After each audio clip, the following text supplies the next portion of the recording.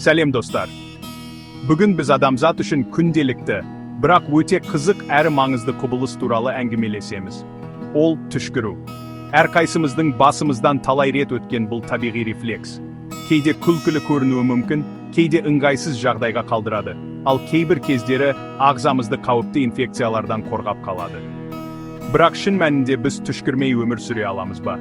Неліктен адамзатқа осындай физиологиялық құбылыс қажет болды? Түшкіру – бұл біздің ағзамыздың өзін-өзі қорғау механизмі. Ол тыныс алу жүйесінің, жүйке жүйесінің және иммундық жүйенің тығыз байланысының нәтижесінде пайда болады. Көптеген адамдар түшкіруді тек шаң тозаңмен немесе суық тигенде болатын жағдай деп ойлайды.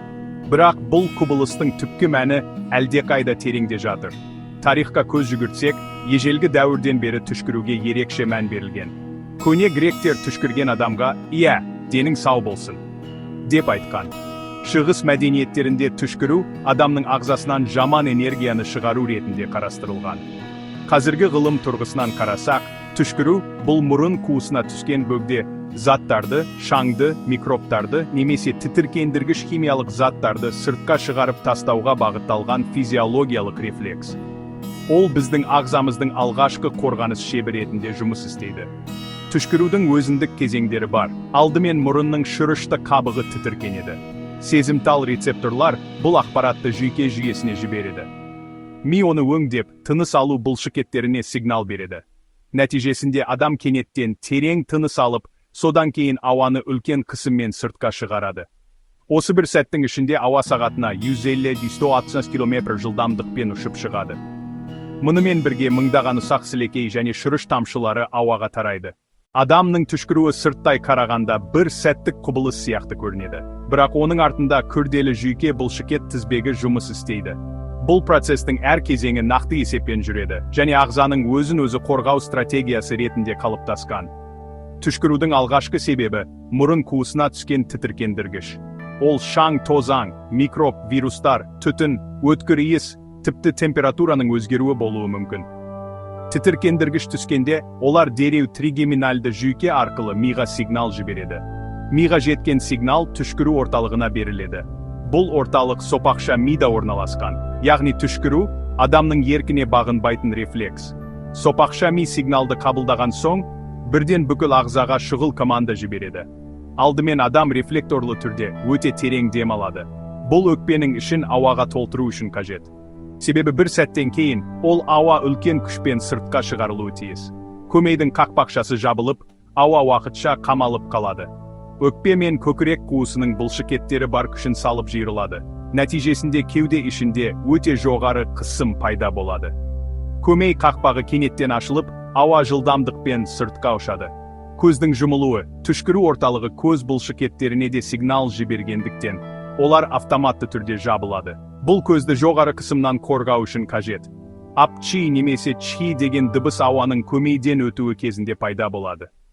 Түшкіру бір қарағанда бірдей көрінуі мүмкін. Мұрыннан ауа жылдам шығып, қатты дыбыс шығады. Бірақ іс жүзінде түшкірудің әртүрлі түрлері болады. Олардың себебі де ағзадағы механизмдері де түрліше. Аллергиялық түшкіру ең жиі кездесетін түрлерінің бірі. Мұрын қуысына шаң, тозаң, жануар түгі, зең споралары немесе басқа да аллергендер түскен кезде, ағза оларды қауіп ретінде қабылдайды. Иммундық жүйе гистамин бөледі. Ол мұрынның шырышты қабығын тітіркендіріп, қышуды, қызаруды, көзден жас ағуды және жиі түшкіруді тудырады. Адам суық тигенде немесе тұмаумен ауырғанда, вирустар мұрын қуысының шырышты қабатына түсіп, онда көбейеді. Бұл кезде ағза инфекцияны тоқтатуға тырысады. Қабыну процесі басталып, мұрынның кілегейлі қабығы ісінеді, артық сөл бөлінеді. Кейбір адамдар жарыққа қарағанда түшкіреді. Бұл құбылысты фотикалық рефлекс дейді. Ғалымдардың айтуынша, жарық көздің көру нервін қоздырғанда, ол жақын орналасқан үшкіл нервке де әсер етеді. Әлем халқының шамамен 15-20% осы құбылысты бастан кешіреді. Мұрын қуысына өткір иісті немесе тітіркендіргіш химиялық заттар түскенде де түшкіру пайда болады. Мысалы, бұрыш иісі, парфюмның қатты иісі, түтін немесе тұрмыстық химияның буы. Сирек болса да, түшкіру психологиялық әсерден де пайда болуы мүмкін. Түшкіруді адамдардың көбі жай ғана қысқа рефлекс деп қабылдайды. Бірақ ол адам ағзасында үлкен рөл атқарады. кейде түшкіру пайдалы болса, кейде оның жағымсыз әсерлері де бар. Бұл бөлімде түшкірудің екі қырына, пайдасы мен зиянына тоқталамыз. Адам ағзасы үшін түшкіру өзін-өзі қорғаудың табиғи механизмі. Түшкіру кезінде ауа үлкен жылдамдықпен мұрын қуысынан сыртқа шығады. Осылайша түшкіру мұрынды табиғи шаңсорғыш секілді тазартады. Мұрынға түскен микробтар тыныс алу жолдарына жетпей тұрып, түшкіру арқылы сыртқа шығарылуы мүмкін. Бұл иммундық жүйеге көмек беретін қорғаныс механизмі. Аллергия немесе тұмау кезінде мұрын бітеліп қалады. Түшкіру арқылы шырыштың бір бөлігі сыртқа шығарылады, нәтижесінде тыныс алу жеңілдейді. Әрине түшкірудің пайдалы жақтарымен бірге белгілі бір қауіптері де бар. Егер адам түшкірген кезде аузын жаппаса, ауаға миллиондаған бактерия мен вирус тарайды. Түшкіру кезінде мұрын, ауыз және кеуде қуысында қысым артады. Кей адамдар әдеп үшін немесе ыңғайсыздықтан түшкіруді ұстап қалуға тырысады. Бұл кезде ауа бас миына, құлаққа немесе өкпеге қысым жасайды. Мұндай әдет денсаулыққа зиянды. Түшкіру кезінде жүрек соғысы сәл баяулайды. Бұл дені сау адам үшін қауіпті емес, бірақ жүрек ауруы бар адамдарда әлсіздік немесе бас айналу туғызуы мүмкін. Түшкіру биологиялық рефлекс қана емес, сонымен бірге мәдени және әлеуметтік құбылыс. Әрбір халықтың түшкіруге байланысты өзіндік наным-сенімдері, ырымдары және әдептік қағидалары бар. Көне дәуірлерде адамдар түшкіруді тылсым күштердің әсерімен байланыстырған. Қазақ мәдениетінде түшкірудің өзіндік ырымдары мен сенімдері бар. Қазақтар біреу әңгіме айтып отырғанда, екіншісі түшкіріп қалса, әңгімең шын екен деп сенетін. Егер бата беріп жатқанда біреу түшкірсе, оны бата қабыл болды деп ырымдаған. Түшкіру адамзат тарихында тек күнделікті өмірлік құбылыс қана емес, сонымен қатар медицина саласында ерекше назарға алынған физиологиялық реакция.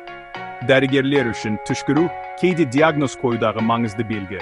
Түшкіру табиғи қорғаныс механизмі болғанымен, оның әрдайым пайдасы бола бермейді. Әсіресе, түшкіру жұқпалы аурулардың таралуына себеп болуы мүмкін. Сол себепті түшкірудің алдын алу және гигиеналық ережелерді сақтау, жеке адамның да, қоғамның да денсаулығы үшін маңызды. Түшкіру адам ағзасының ең қарапайым көрінетін, бірақ әлі толық зерттелмеген рефлекстерінің бірі. Ғалымдар болашақта түшкіруді тек жай физиологиялық реакция емес, ағзаның ерте ескерту жүйесі ретінде қарастырып отыр. Арнайы датчиктер түшкіру дыбысын жазып алып, AI оны өңдеп, адамның қандай ауруға шалдыққанын болжап бере алады. Болашақта маскалар тек қорғау құралы ғана емес, сонымен қатар түшкіру кезінде микробтарды анықтап, адамның денсаулығы туралы мәлімет беретін құралға айналуы мүмкін. Егер адамдардың түшкіру жиілігін арнайы құрылғылар арқылы бақылайтын жүйе жасалса, тұмау немесе басқа вирустық аурулардың таралуын алдын ала болжауға болады. Түшкіру адам ағзасының ең қарапайым әрі табиғи реакцияларының бірі болып көрінгенімен, оның маңызы өте зор. Ол біздің тыныс алу жолдарымызды қорғап, ағзаны зиянды заттардан тазартатын биологиялық қорғаныс тетігі ретінде қызмет етеді. Түшкіру көбінесе тұмау, аллергия, суық тию, немесе тыныс жолдарының инфекцияларының алғашқы белгілерінің бірі болып саналады. Түшкіргенде міндетті түрде ауыз-мұрныңызды жабу, айналадағы адамдарды вирустардан қорғаудың ең қарапайым әрі тиімді жолы. Қолды жиі жуу және антисептик қолдану түшкіру арқылы таралатын инфекциялардың алдын алады. Түшкірудің өзі адамды басқаға зиян келтірмеуге үйретеді. Яғни қоғам денсаулығына деген жауапкершілікті арттырады. Түшкіру біздің денеміздегі қарапайым көрінгенімен, күрделі әрі өмірлік маңызы бар физиологиялық процесс. Ол бізге ағзаны қорғауды, гигиенаны сақтауды, қоғам алдындағы жауапкершілікті сезінуді үйретеді. Сондықтан түшкіруді елемей қарау дұрыс емес. Ол біздің денсаулығымыздың кішкентай сигналы, ал сол сигналға дұрыс қарау, ұзақ әрі сапалы өмір сүрудің бір кепілі. Достар, бүгінге осы. Келесі видеода жаңа тақырыпта талдаймыз. Денсаулықта болыңыздар. Арнаға жазылуды ұмытпаңыздар.